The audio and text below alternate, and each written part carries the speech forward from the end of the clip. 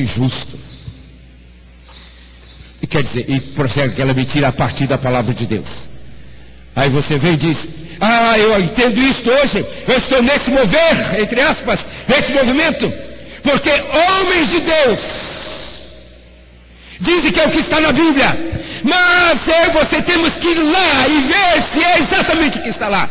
E ele pode tomar o que está lá e dizer corretamente, com a aplicação correta, e fazê-lo para tirar Jesus de nós, nos tirar de Jesus. Até a motivação que está no coração, o interesse que a pessoa tem com o uso correto da palavra de Deus. E então qual foi a reação de Jesus? Nesse segundo ataque, eu estou pressupondo que os irmãos andam lendo a Bíblia, por isso que a gente não está precisando de abrir. Depois, então, você vai lá, tome a gravação e localiza Mateus 4, Lucas 4, Marcos 9. E então, qual foi a segunda? Qual foi a reação de Jesus a isto? O diabo vai lá e toma, e dá essa sugestão, incita e diz: pula daí, porque está escrito: aos teus anjos darás ordem a teu respeito para que te guardem, a fim de que não tropeces em coisa alguma. Ele pegou a palavra correta, com a interpretação correta, para a aplicação correta, mas com a motivação do inferno, para gerar apostasia em Jesus. Ele não tem escrúpulos. Ele usa os seus amigos mais estreitos, seus irmãos de fé. Ele usa os seus colegas com os quais você cresceu, usa seu pai, sua mãe, seu marido, sua esposa, seu avô, sua avó. Ele não tem escrúpulo, ele usa o que funcionar. Se ele usa os instrumentos que podem tocar as emoções, ele trabalha com isso. Se pode tocar o intelecto, ele trabalha. E ele vai usar as estratégias mais bem elaboradas que ninguém enfrentou nas gerações anteriores, com exceção de Jesus, para a igreja desta hora. E uma multidão de crentes e estruturas evangélicas tem aparência de ter alguma coisa a ver com Jesus, mas nada tem. Jesus, já saíram de Jesus há muito tempo. Apostasia. É isto. Mas a reação de Jesus foi o quê? Está escrito: não tentarás o Senhor teu Deus. Como é que você vai discernir quando o que está ouvindo é armação dele? E o terceiro assalto nem precisa mencionar, né? O que ele busca é exatamente isto: que a pessoa o adore, o cultue, o sirva, viva em função dele. Mas a resposta de Jesus foi? A primeira resposta: nem só de pão verá o mas de toda a palavra que sai da boca de Deus. Agora ele nos diz: quem de mim se alimenta, viverá por mim. O que é isto? Como alguém pode alimentar-se de Jesus? Como é viver por ele? Cada um de nós sabe esse pedacinho da Bíblia de memória, não sabe? Mas sem isto e ser parte de nós, não estamos com nada. Na verdade, estamos perdidos. Se nós não nos alimentarmos de Jesus,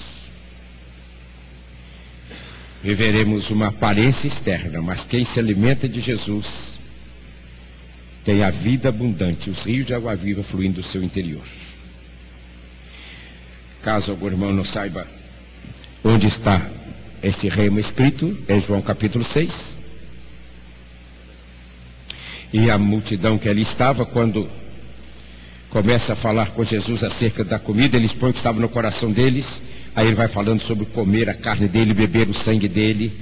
E agora, amados, todos sabem que nesse texto de João 6, onde nós temos a revelação, o significado da ceia do Senhor, esta refeição que a gente come todos os dias, um pãozinho e um pouquinho de suco de fruta, de uva. Nesse capítulo 6 é onde tem a revelação mais elevada do porquê desta refeição. Mas nós sabemos que comer este pão e tomar o suco da uva, mesmo que a gente faça uma série de rituais em volta deles, não significa nada se nós não nos alimentarmos de Jesus. Não é deste pão e deste suco que a gente se alimenta. Aliás, o que ouvimos hoje pela manhã, com respeito ao que o Pai procura, porque chegamos no capítulo 4, né? Hoje foi o capítulo 4 que chegamos. E então, às vezes, ocorre de quando chegamos no capítulo, tem dia que a gente lê o capítulo, não pula nada, não salta nada. Termina, começa a ler e termina e nós vamos tomar ceia. Tem dia que quando se vai lendo, começa a brotar e fluir cada dia o dia. Tem semanas que às vezes ocorre a semana inteira, depois passa um tempão sem nada. Hoje, no capítulo 4, brotou um bocado de coisa para cada um de nós, né? Agora, quando nós comemos, não importa o ritual que se use, não vale nada. Não é o pão, seja feito com fermento ou sem fermento. Não importa o suco, de que qualidade de uva é. E em lugares que não tem uva, não importa do que seja. E se nem houver nenhuma fruta para fazer o suco, mas se consegue umas gotas d'água e uma folha,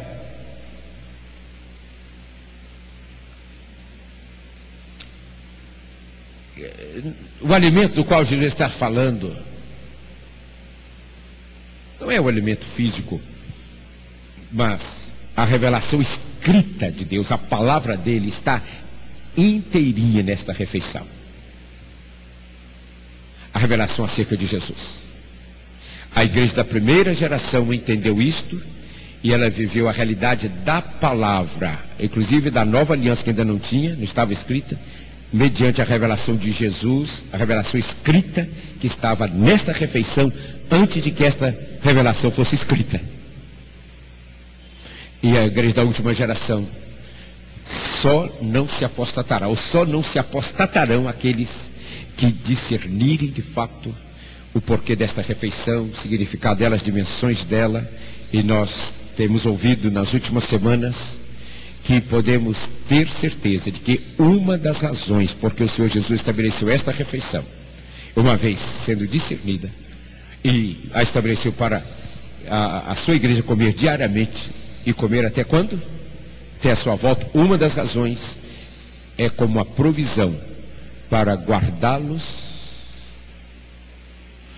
da ação satânica pela apostasia. Porque se a pessoa se alimenta de Jesus, da mesma maneira que Jesus se alimentava da palavra, da boca de Deus, não importa o ataque, ela permanecerá firme, não haverá dúvidas. E a relação dela com Jesus, é claro que esta refeição tem muitas outras dimensões. Quem de mim se alimenta? Aí ele vai confrontando as pessoas e eles não suportam ouvir isto. E fazem coisas absurdas. E aí vem a revelação, que começa no verso 53. É formidável o que aí está. Mas quem entende? Só se entende esta revelação no espírito, na alma, no intelecto, na mente, não se entende. É no espírito. De fato, a revelação de Deus, a palavra de Deus, é comida para o espírito. E uma vez que o espírito se alimenta, o ser inteiro da pessoa. Então, quando Jesus diz, no verso 55, pois a minha carne é verdadeiramente comida, e o meu sangue é verdadeiramente bebida. Verdadeiramente bebida. Como pode isto? O sangue de Jesus, a carne de Jesus que foi cortada, o corpo dele morto, e o seu sangue há 2000 anos. Bem, não vai aplicar isso a mim. E ele estabelece uma refeição destas, como está em 1 Coríntios 11, que corresponde exatamente ao que ele está dizendo aqui. E o que significa isso? É um nível de crer. E que crer é este? Não é no intelecto. simplesmente.